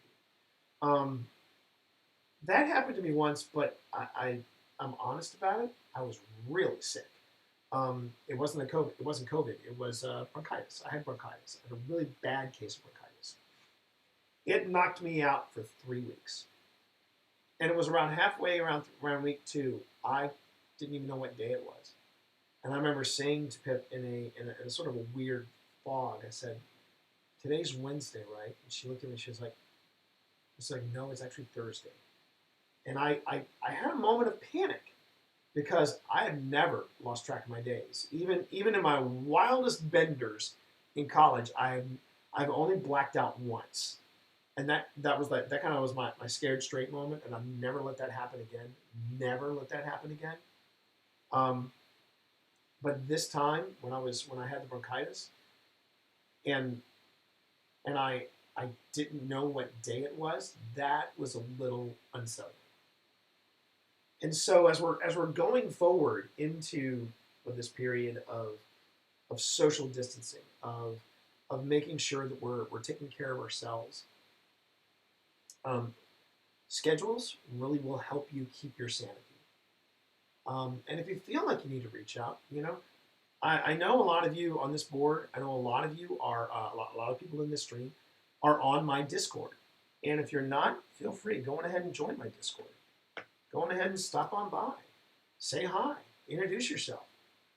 Start chatting about stuff. And I do have this one channel on my Discord called Bingeworthy Media, where I make suggestions for binge-worthy media. And currently, I am working through Lost in Space season 2, which has been a lot of fun. I've been digging it. I love Lost in Space. But the hardest binge we did, it dropped Friday, and we finished it Saturday afternoon. And Saturday afternoon, we only had 1 episode left, and we were just like, well, let's wait until Saturday to watch it. And we did. It was Kingdom season 2. Now, if you don't know what Kingdom is, let me go ahead and set up the premise. Kingdom is Crouching Tiger, Hidden Dragon, mashed up with The Walking Dead. You've got court intrigue. You've got lineage to the throne. You've got a family, desperate to stay on power. And how do they do it? They find a plant that brings people back from the dead. And these aren't shambling zombies. These are fast-moving Korean zombies. And Pip and I actually have a fan theory about the Kingdom series and Train to Busan. Now, if you haven't seen Train to Busan, that's another thing I would recommend that you watch. If you're doing a lot of Netflix and you're looking for stuff to watch and you haven't seen Train to Busan, this is what I'm going to recommend. So Train to Busan is basically, instead of snakes on a plane, it's zombies on a train. But they are fast-moving zombies. And I had never seen any horror out of South Korea. And that was both terrifying, exhilarating, heartbreaking, and uplifting. All happens in the same movie. Great film, Train to Busan. So Pip and I have a theory, and the theory is that Train to Busan is actually in the same universe as Kingdom, and Kingdom is the ancient history of the same timeline. And what happened was that the chemical company that discovered or that create the zombie outbreak, because it's some type of chemical company. They kind of allude to that at the opening of Train to Busan. But the chemical company that comes up with the virus that turns people into zombies, what we're thinking is that they came across the resurrection plant in from Kingdom, so it's all the same timeline. It's all connected. Uh, so that's what I would recommend you do. Watch Kingdom seasons 1 and 2, and then watch Train to Busan, and think and just for a while think of it as it's the same universe, and it just suddenly becomes even more cool. So that was what we're watching. So I got to finish Lost in Space. I got to finish that. Um, but I did Kingdom season 2. It's fantastic, great watch. Um, on Amazon, I watched through Amazon on the Shutter network a New Zealand show that was absolutely stunning. It was called the Deadlands. And oh wait, Act 2 when they get to the military is the best. TDB is dope. Yeah, I know, isn't it right? Isn't it right? Man, I loved it, Nick. I absolutely loved it. That's a great film. Great film. Korean horror is not to be messed with. Korean horror is not to be messed with. I think the only thing more twisted than Korean horror is Japanese horror. There's a movie that I've seen clips from. I've only seen clips from it, and it traumatized me. And I said, "There's no way I'm going to sit through that film." There was a film from out of Japan called Audition, and I saw the clips from it, and I said, "Nope, nope, just absolute tons of nope on that. Absolutely not." But Nick, I'm going to tell you right now, Kingdom season 2, you should review it for your website because it is just as nuts, bonkers, crazy as season 1, and even better. It's really well done. It's really really well done. Oh God, yeah. Of course you would love Audition, Nick. Of course you would love Audition. Nah, I couldn't. I couldn't do it. I just couldn't do it. Um, Adding it to the list, Relics and Rarities is my jam for this weekend. I need to watch that. So Nick, where would I find Relics and Rarities? Is it on Amazon? Okay, no problem, Kirby. I'm glad you got something out of this. So really, seriously, thank you very much. So so Nick, where would I find Relics and Rarities? Is it on Netflix or is it on YouTube or geekandsundry.com? Got it. And that's where Karen Wool from Daredevil and True Blood does DM, right? Yeah. Deborah Ann Wool. Deborah Ann Wool. Yeah, that's right. That's right. Sorry, I almost got that right. Deborah Ann Wool from True Blood, Daredevil, and The Punisher. Let's not forget the Punisher series. No, let's not. Um, I mean, this will be a great chance for folks to catch up on any of the stuff that they haven't been able to binge or watch. I mean, so you got that. I mean, we can finally finish season 2 of The Punisher. We kind of fell off the rails for The Punisher, and we also stopped watching Daredevil because it ended, and it didn't end well. So yeah. Baby Van Jessica campaign. There you go. Perfect. Perfect. Perfect. Um, but yeah, I want to finish Daredevil and finish Punisher and I haven't even seen season 2 of Luke Cage, so I should be able to get on that too. But I mean, provided you set a regimen for yourself and not have it all be binge watching something on Netflix or binge watching something on Amazon or or um, uh, or video games. Set aside pockets of time for that, sure. But as far as working from home, take care of yourself. Absolutely, absolutely. Don't let this go. Take care of yourself and have a set schedule, and you'll be okay, and we'll be fine. We'll be fine. We're gonna get through this. I do believe that. That's We're gonna get through this. All right, everybody. I'm gonna go ahead and wrap up stream. And what we're going to do is I'm going to go and look at who is on right now. Oh, wait. I think Lulu might be on. Yes, shared. Thank you very much. I will be back tonight. There will be a shared desk tonight, and it'll be at 8 o'clock. And we will probably be doing the same thing or a variation on it. We'll be talking about the we'll be talking about the retreat that I went on with Pip. We're probably going to be talking about some of the COVID-19 stuff, and we'll just see how this goes. As far as the the closed captioning, is it working well? Because when I tried to pull it up on my feed, I didn't see it come up. So I wasn't sure if anybody was able to see it or what. But so long as it's coming up, that's what I want to make sure that it's working. So we're going to go ahead and we're going to copy this. It's working fine. Okay, well that's good to know. It's good to know that it's working. Then I will try this again tonight. Thanks again, and I tell you what we're going to do. We are going to raid, because I have not seen her on in a long time. Just want to make sure that she is still streaming. Yeah, she is still streaming. I think this could be fun. We're going to go raid Pods of War, because I have not raided Pods of War in a long time. I have not even stopped by her stream in a while. So this should be fun. So I will see you all tonight, 8 o'clock, with my better half, with Pip Valentine. We're going to be doing a shared desk, and we've got the the voicemail open, 703-791-1701. If you've got a writing question, if you've got a question about writing retreats, if you've got a question about staying sane during something as scary as the COVID-19 outbreak, give us a call, drop us a line. You don't have to worry about social distancing because we will chat with you live. Thanks, everybody. Take it easy. Have a great rest of your Sunday afternoon. Peace.